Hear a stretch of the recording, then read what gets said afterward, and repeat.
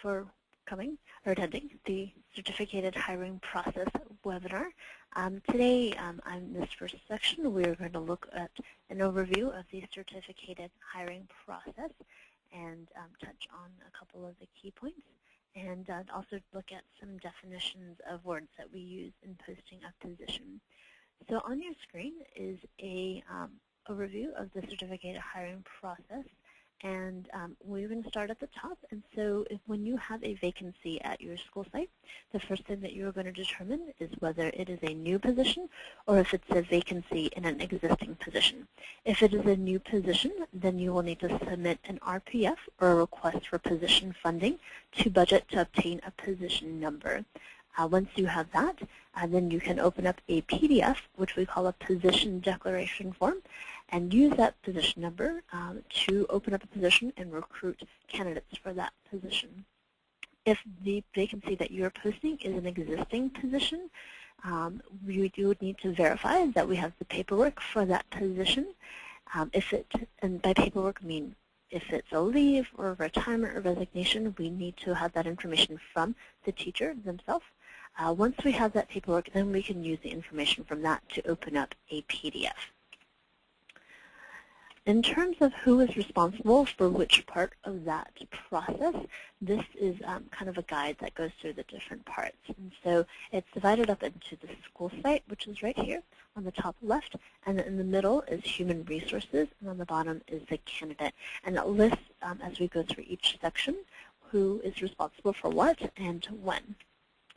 So as a school or department, or as the administrator, your responsibility is to determine whether a position is new or an existing, and then to submit the RPF to budget and wait for the approval and a position number. If this position, like I mentioned, is a current position and it's due to resignation, retirement, or leave, then you can skip to the second part of it, because you'll already have a position number, and then you can go directly to open the position or to submit a PDF to HR.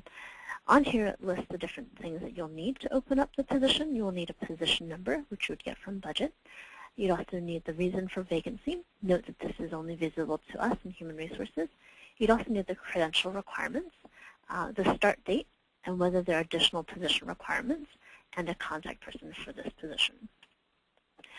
So I've mentioned a couple of key terms on this, so I wanted to just go through it. So there are different types of teachers or different types of positions you can post. You can post for a categorical teacher, to the teacher with a contract that is tied to categorical or temporary funding. There's also a probationary position or probationary teacher, and this is a teacher with a probationary contract that usually is in their first or second year with San Francisco Unified, and this does not include interns or emergency teachers. Thirdly, you can also have a temporary position or hire a temporary teacher, and this is a teacher with a contract that is temporary or has an end date to their contract. I mentioned this a couple times earlier. There's to request for position funding is an RPF, and that is what is submitted in PeopleSoft to budget when a new position is created or something about a position needs to be changed. Budget will then take a look at your request and either provide you with a position number or make the change necessary to the position.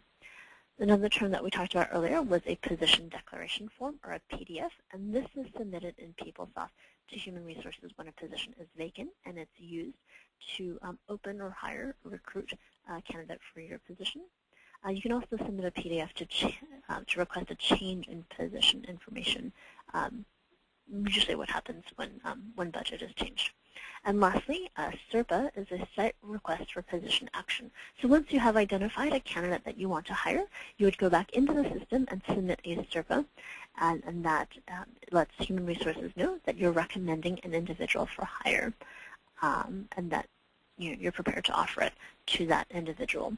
And so in later sessions, we'll talk about how to open up a PDF and also how to submit a SERPA. Thank you.